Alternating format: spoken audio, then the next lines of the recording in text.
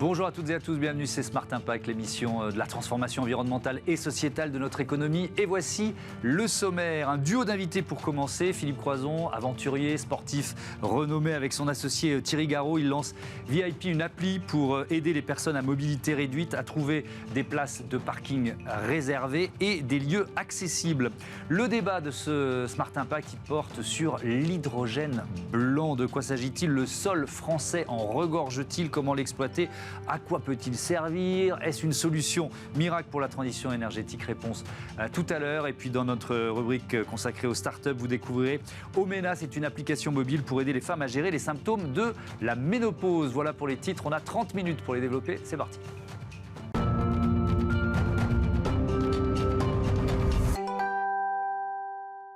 Bonjour Philippe Croison, bienvenue. Bonjour. Heureux de vous accueillir. Bonjour Thierry Garot, bienvenue à vous aussi. Bonjour Thomas. Vous lancez ensemble cette appli destinée aux personnes à mobilité réduite. Elle s'appelle VIP. Le nom, c'est déjà un manifeste, Philippe. Ouais, VIP, very important parking, oui. for very important personnes. Oui. Parce qu'il est grand temps qu'on devienne des personnes importantes. Et vous savez que... Pourquoi je dis ça? Parce qu'on est des personnes qui consommons. Vous savez qu'un lieu public... Parce que l'application, l'idée, c'était de trouver des places de parking, mais on ne s'est pas arrêté là. On s'est dit, ça, c'est le premier étage de la fusée, on va aller plus loin. On va déclarer les commerces accessibles, les boulangeries, les pharmacies, les restaurants, et ainsi de suite. Parce que vous savez que nous, les personnes en situation de handicap, pour un commerce accessible, c'est 10 à 12% de chiffre d'affaires supplémentaire. C'est pas rien. Quand je vais au restaurant, j'y vais pas tout seul. Très bon argument pour faire en sorte que son lieu soit accessible. Exactement. Ça fait réfléchir. Et quand vous faites le constat, là, parce que vous dites on va créer cette appli, ensuite on va recenser les lieux, c'est quel pourcentage? Tiens, si on prend une ville comme Paris, c'est tout petit, ça commence à grandir, c'est quoi le constat? Alors, le pourcentage de places de parking pour les personnes à mobilité réduite, c'est 2%. Ça, c'est la loi? C'est la loi. D'accord. 2%. Et bon, il y en a qui respectent, il y en a qui respectent moins. Ça, on le verra après sur l'application. Parce que notre but après, final, c'est de remettre des prix aux villes qui sont handiaccueillantes, qui ont fait des places de parking de 3,50 m de large, 5 mètres de long pour qu'on soit en toute sécurité pour sortir de la voiture, et qui ont des commerces accessibles et ainsi de suite. Donc voilà l'idée à la base. Oui, parce qu'on vient de voir que les villes de plus de 3000 habitants, elles ont un certain nombre de règles à respecter. Comment ça marche, cette appli VIP? C'est une application toute simple. Il faut la télécharger sur le Play Store ou sur l'Apple Store. Vous rentrez votre email, tout simplement. Vous avez 14 jours d'essai gratuit. Et vous pouvez directement utiliser l'application. Elle est complètement intuitive. On l'a développée de cette manière-là. Alors peut-être un point sur le développement, parce qu'il est important, puisqu'on est dans une émission à impact social, et c'est dans Smart Impact. Et donc l'idée, c'était de co-développer cette application avec des utilisateurs directs. Donc on a fait un appel sur les réseaux sociaux de Philippe. On a reçu près de 500 bêta-testeurs qui ont testé l'application, qui l'ont donc utilisée en fait dans sa version bêta. Et ensuite, on a mis les développeurs dans le groupe WhatsApp privé, ce qui a été en fait génial pour eux, parce qu'ils ont utilisé directement les ressources des bêta-testeurs. Et on a pu permettre comme ça en fait de construire une application véritablement coopérative dans son développement et communautaire dans son usage. 72% des personnes porteuses de handicap ont le permis de conduire, 86% confrontés à des difficultés de stationnement. C'est ce constat qui vous a poussé à créer VIP? Mais complètement. Enfin, moi, je fais à peu près entre 100 et 120 conférences à l'année. Donc, je suis à peu près sur scène tous les 2-3 jours. Et quand je vais à Marseille, Paris, Lyon, Bordeaux, ou même dans les plus petites villes, je galère, je tourne en rond pour trouver où est la place. Où est cachée la place PMR? Et là, je tourne en rond, je gaspille de l'essence et je m'énerve. Donc, je me suis dit, mais c'est pas possible. Vous arrivez de mauvaise humeur sur scène, voilà. C'est possible. Alors ça, de mauvaise humeur, ça existe ça pas trop. Jamais, Non, sur scène, enfin moi, je suis distributeur d'énergie positive. Donc, tout va bien. Et j'étais avec Thierry, on était dans mon bureau, et je dis, mais... Et lui, c'est lui qui me pose la question, il dit, comment ça se passe avec ta voiture? Je suis en galère. On se regarde tous les deux. Et si on crée une application?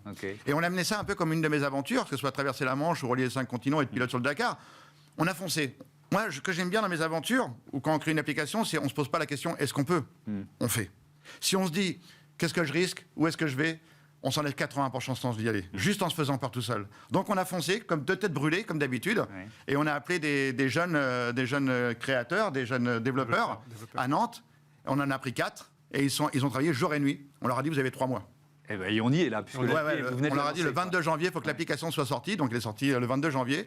Et là, elle vient de sortir et elle fonctionne merveilleusement bien. Bien sûr, on va l'améliorer au fur et à mesure. Là, on va rajouter les toilettes PMR dans toute la France, les plages accessibles, la montagne. Et là, on est sur la France.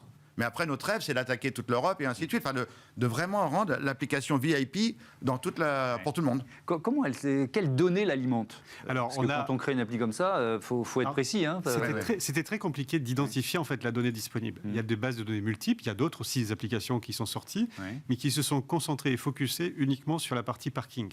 Et nous, le parti pris qu'on a pris avec Philippe, c'est de travailler sur la mobilité inclusive en fait dans la cité. Le parking, c'est pas une finalité. On se gare pas pour se garer en fait. On se gare pour aller quelque part. Et donc, on a recherché, recensé en fait les lieux accessibles, donc les commerces de catégorie 5 avec la capacité d'accès, et on les a identifiés, on les a mis dans l'application. Mais pour trouver en fait ces datas-là, on a dû mixer à peu près une vingtaine de bases de données. Donc pour pouvoir les concaténer entre elles. Donc on a fait aussi des partenariats avec des sources libres disponibles en fait sur Internet. On a concaténé tout ça, vérifié, et on est arrivé au chiffre de 500 000 lieux et places disponibles. Et sur les parkings, il y a les géants du secteur sont vos partenaires aussi. Alors, ils vous ont alimenté en données. On peut faire un appel, hein, Thomas, avec plaisir. Rejoignez-nous en fait à tous les grands de la distribution, à tous les grands acteurs en fait du marché qui ont des places de parking, à tous aussi les commerçants, les artisans qui souhaitent rejoindre en fait l'application et déclarer eux-mêmes la place de parking qui est devant en fait chez eux, ils sont les ou leur commerce qui est accessible, et pour leur commerce qui sont accessibles. Et puis s'ils veulent aussi ces acteurs en fait offrir des abonnements VIP à leurs collaborateurs, ils sont les bienvenus.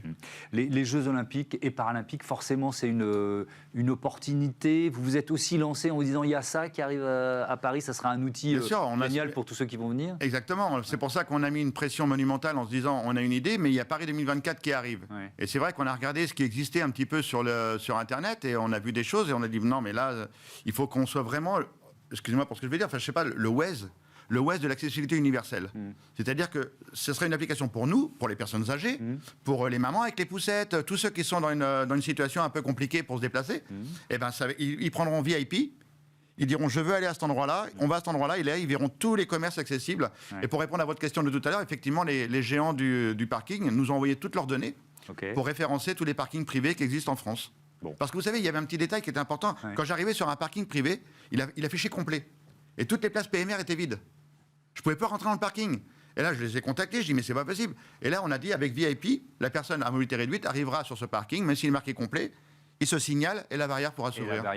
Exactement. On est vraiment dans le concret et l'efficacité. C'est aussi une opportunité business, les JO. C'est clairement une opportunité business. On a créé une start-up, donc une handitech entre guillemets, donc dans le sujet. Donc on est volontairement en fait dans cette mouvance-là en fait de la Startup Nation en fait, avec l'objectif d'en faire en fait une pépite derrière, tout en conservant une fibre sociétale. Parce que les prix, on les a calibrés justement pour qu'il n'y ait pas d'enjeu financier pour quelqu'un qui veut souscrire en fait un abonnement VIP. C'est-à-dire que c'est pas gratuit, mais c'est pas cher, c'est ça? Exactement, c'est le principe. 2,99 € par mois sur l'application, avec un lifetime deal qu'on lance pour l'application à 19,99 € à vie. Donc intégrant toutes les features qui vont sortir derrière. Donc on est véritablement fait dans quelque chose qu'on veut rendre accessible pour tous et toutes. Les JO, vous allez partir, vous serez porteur de la flamme. J'ai reçu un mail il n'y a pas très longtemps. Justement, je peux pas la tenir. On y va ensemble. On la tiendra ensemble.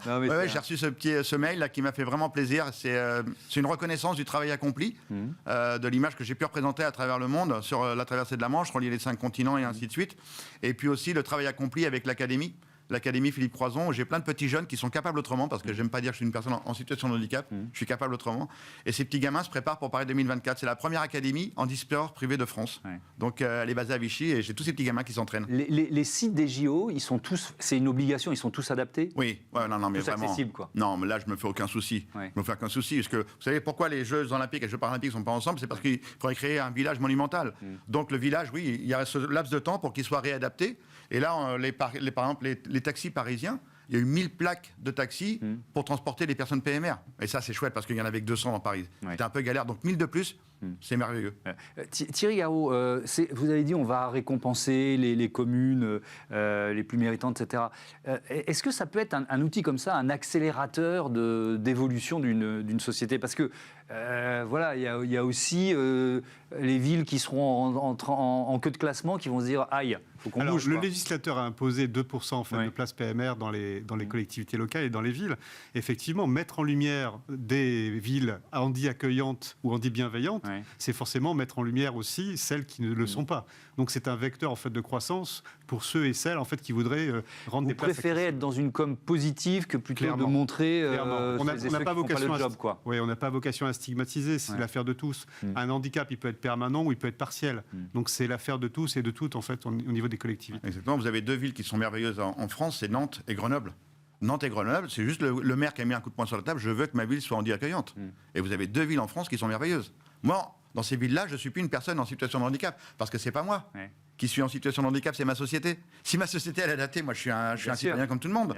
Donc à Nantes et à Grenoble, je ne suis plus une personne en situation de handicap. Et vous rapportez du business, c'est ce que vous nous dites tout à l'heure. Exactement, quand je vais au restaurant, j'y vais en famille, j'y vais avec des amis. Du monde et des consommateurs. Est-ce que ça fait des années que vous relevez des défis, des aventures, vous en avez cité quelques-unes, pour nous sensibiliser au handicap? Est-ce que vous voyez quand même notre société évoluer? Oui. Ouais, dans le bon sens. Je pense que la première révolution a été Londres 2012, les Jeux paralympiques de Londres. C'était une révolution dans le monde entier. Et en France, parce que je ne vais pas refaire la genèse de France Télévisions qui revend à TV8 Mont-Blanc et qui reprend les Jeux paralympiques. Et je pense que c'était vraiment la première grosse claque. Et j'espère que la deuxième, on va attendre l'ajout de l'autre côté, ce soit Paris 2024. Au moins pour la France. Pour ce changement de regard. Parce que quand je commentais à l'époque pour France Info, les Jeux paralympiques de Londres, à chaque fois on m'appelait « Oui, alors les personnes handicapées ». Je dis « Non, stop, temps mort ».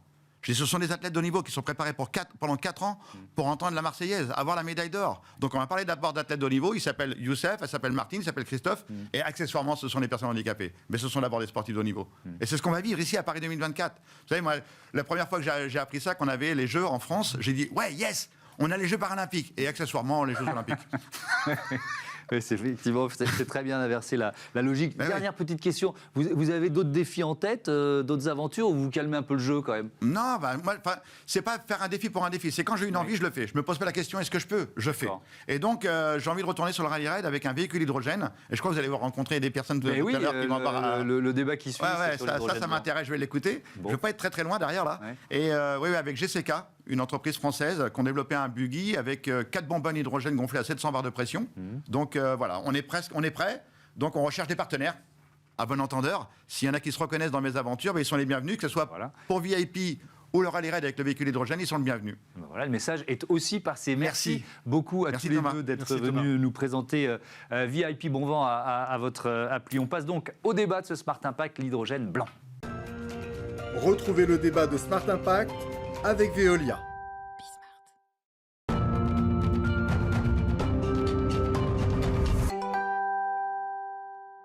On l'appelle hydrogène blanc, hydrogène naturel ou natif, et c'est ce que les anglo-saxons appellent, peut-être, on verra, un game changer dans la transition énergétique et environnementale. Je vous présente mes invités pour en parler. Yannick Pesson, bonjour, bienvenue. Bonjour. Vous êtes responsable du programme R&D en charge de la thématique nouveaux usages du sous-sol chez IFP Énergie Nouvelle, et Christophe Ecker, bonjour et bienvenue. Bonjour, directeur de la communication de Terrensis. Allez, on commence par définir de quoi l'on parle. L'hydrogène blanc, c'est quoi exactement ? Alors aujourd'hui, l'hydrogène, c'est plutôt vu comme un vecteur énergétique. C'est-à-dire, il faut fabriquer l'hydrogène pour son usage. Tandis que l'hydrogène blanc, c'est une ressource. C'est-à-dire que la fabrication se fait dans le sous-sol. Les mécanismes géochimiques créent l'hydrogène. Et donc, si on arrive à l'exploiter, on a une nouvelle ressource énergétique. D'accord, c'est une nouvelle ressource d'énergie qui est déjà exploitée. Est-ce qu'il y a déjà des exploitations d'hydrogène blanc ou naturel dans certains pays? Oui, alors, il n'y a qu'une seule exploitation aujourd'hui, au Mali, sur le site de Bouraké-Bougou.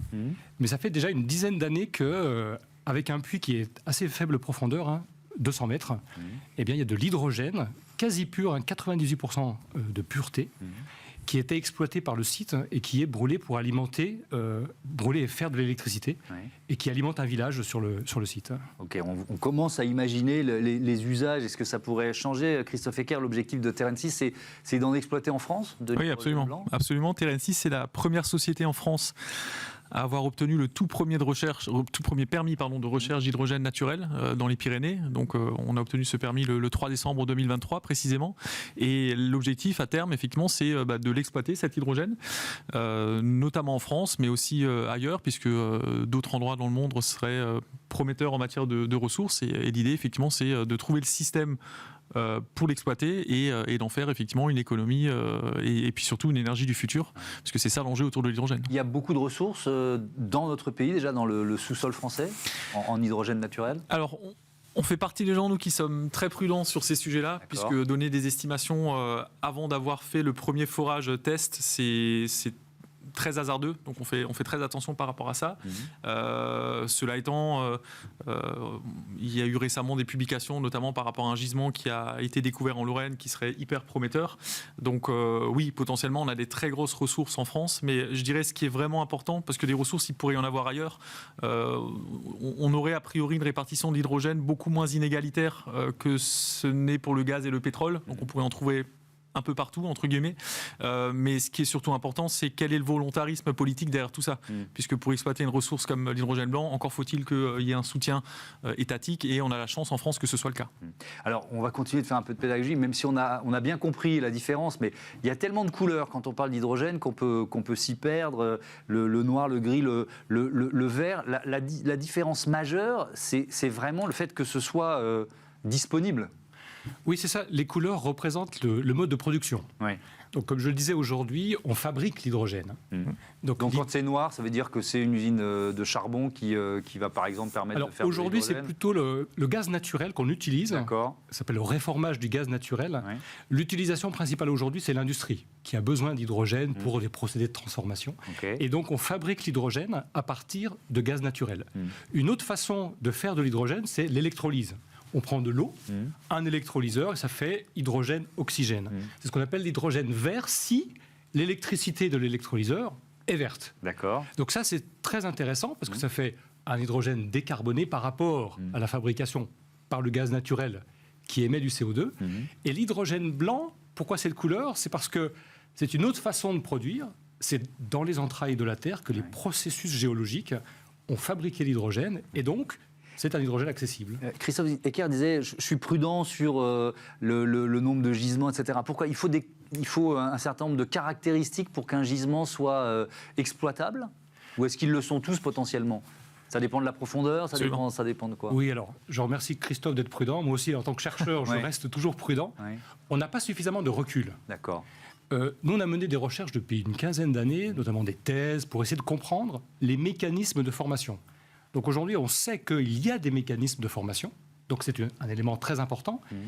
En quelle quantité? En quel flux? Sur quelle zone géologique? C'est ça qu'il faut affiner.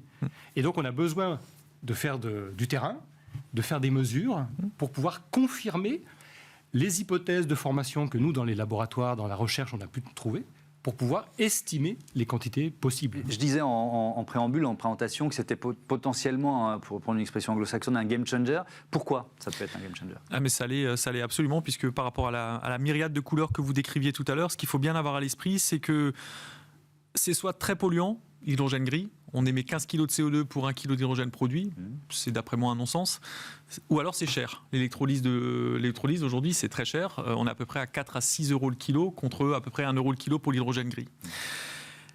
L'enjeu pour l'hydrogène, c'est notamment d'aller décarboner l'industrie. Demain, comment vous allez expliquer à un industriel qui utilise du charbon ou du gaz pour sa chaleur industrielle, qui va devoir passer à l'hydrogène, mais que ça va lui coûter 10 fois plus cher, si c'est de l'hydrogène vert par exemple, qu'aujourd'hui son gaz et son charbon.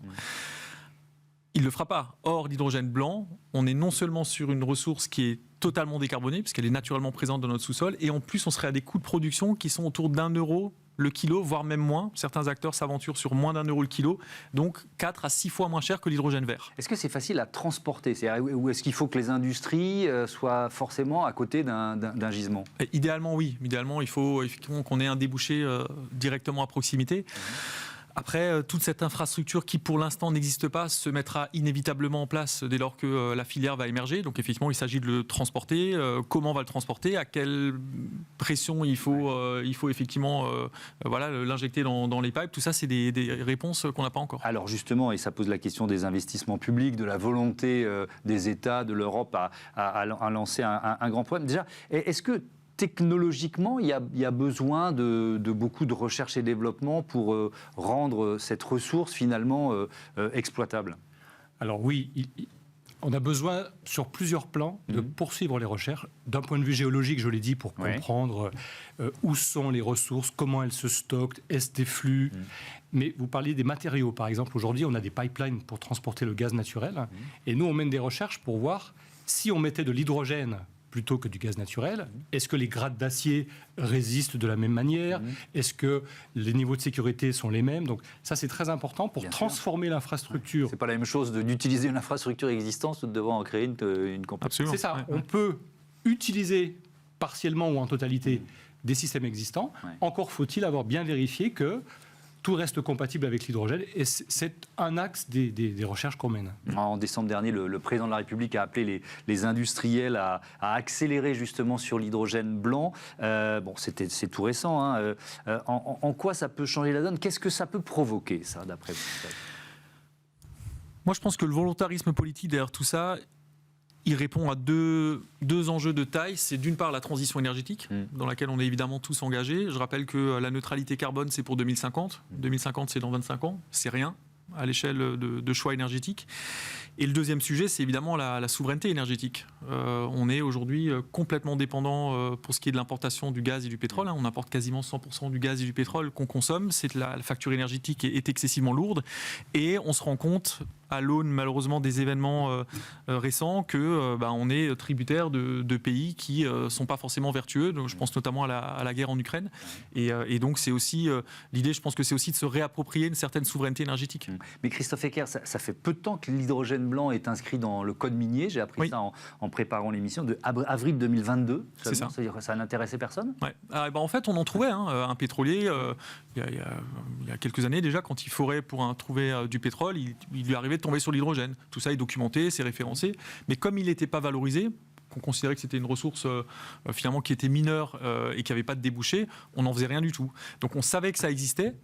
On n'imaginait pas un jour qu'on puisse réellement l'exploiter, et il a fallu effectivement cette démonstration notamment au Mali, et puis la ténacité de certains et la vision de certains qui se sont dit allez, on va essayer, on va tenter. Et donc aujourd'hui, à l'échelle du monde, on a référencé à peine une vingtaine d'acteurs qui aujourd'hui sont positionnés là-dessus. Et ce ne sont pas du tout majors. C'est ce que j'allais vous demander. Est-ce que c'est les géants de l'énergie Non, justement pas. Ce sont des petits pionniers. À terme, je pense que les grosses majors y iront aussi, mais je pense qu'elles vont laisser les autres essuyer les plâtres. Espérons-le, parce que ça serait aussi un élément d'accélération. Il faut quoi? Il faut un plan d'investissement massif, là, aujourd'hui, parce que je disais game changer, ok, mais si c'est pour dans 50 ans, c'est trop tard. Donc, il faut quoi aujourd'hui, d'après vous? Alors, il faut continuer à soutenir la recherche, j'insiste, pour qu'on puisse bien comprendre, orienter du coup les exploitations, les recherches de sites, etc. Et puis que des acteurs économiques comme vous puissent avoir des permis, tester, analyser les terrains, faire des études pour pouvoir estimer les potentiels, voir comment se déployer. Donc des investissements de ce côté-là, et puis que tout ça soit un peu coordonné pour pouvoir avancer le plus vite possible. Vous donnez combien de temps pour entrer en exploitation? Nous, précisément, le permis qu'on a obtenu nous permet là pendant 3 ans de faire ce qu'on appelle des travaux de recherche, donc réellement cartographier le sous-sol pour savoir à terme où on va pouvoir forer et avoir le maximum de chances de récupérer de l'hydrogène. Donc ce sera la deuxième phase, et donc on peut espérer sortir la première goutte entre guillemets d'hydrogène à horizon 7 ou 8 ans, sauf si les choses s'accéléraient, parce que le président Macron effectivement se montre hyper volontariste sur le sujet. On peut espérer que ça puisse aussi être un game changer, donc peut-être que ça pourrait aller plus vite, mais aller raisonnablement, pas avant 5-6 ans. Merci beaucoup, merci à tous les deux d'être venus nous parler des potentialités liées à cet hydrogène blanc. On passe tout de suite à notre rubrique Start-up, c'est Smart Ideas.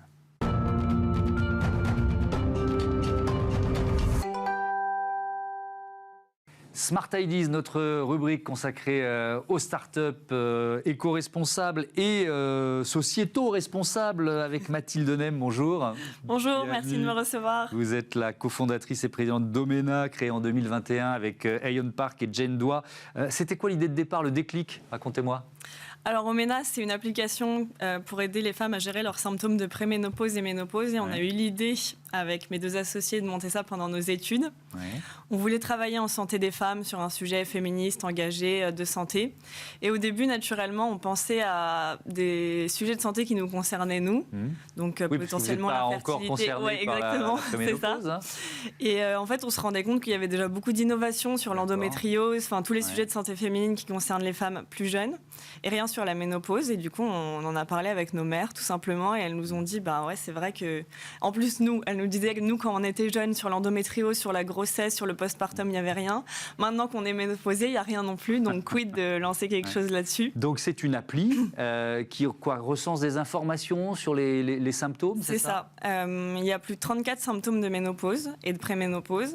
Et en fait, comme c'est pas une maladie, les médecins accompagnent pas trop les femmes sur ces sujets-là. Et donc, nous, on a créé des programmes pour aider les femmes à gérer leurs symptômes qui reposent sur différents exercices de relaxation, de nutrition, des conseils santé créés par des professionnels de santé. 34 symptômes différents, déjà pour moi c'est une surprise. Est-ce que c'est toujours un tabou de parler de ménopause aujourd'hui?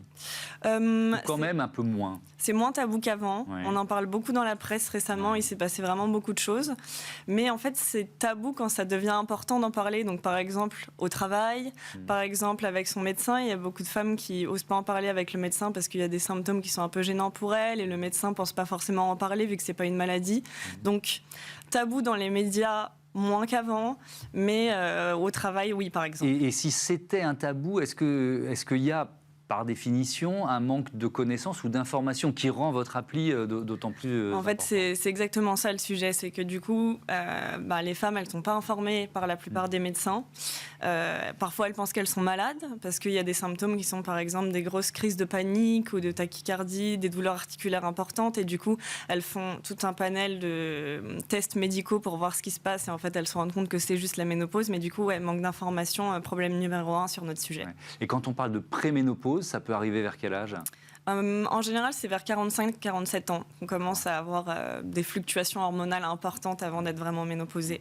Alors, comment on peut aller mieux avec une appli ? Vous voyez ce que je veux dire ? Parce que bon, vous n'allez pas même si c'est pas une maladie, est-ce qu'il suffit d'appliquer quelques bons conseils pour aller mieux ? Ou en tout cas, comment vous répondez à cette question ? En gros, déjà, il y a beaucoup de symptômes qui sont de l'ordre du bien-être mental. Donc, anxiété, tout ce qui va être trouble du sommeil, qui sont habituellement très bien réglés par des applications mobiles. Donc, nous, on va accompagner sur ça, mais avec un langage qui est spécifique à la ménopause. Après, sur la prise de poids, par exemple, c'est aussi habituel d'avoir des applications qui accompagnent sur la prise de poids, sauf que nous, c'est spécifique à la prise de poids hormonale qui est liée à la ménopause. Donc, on va proposer des conseils différents.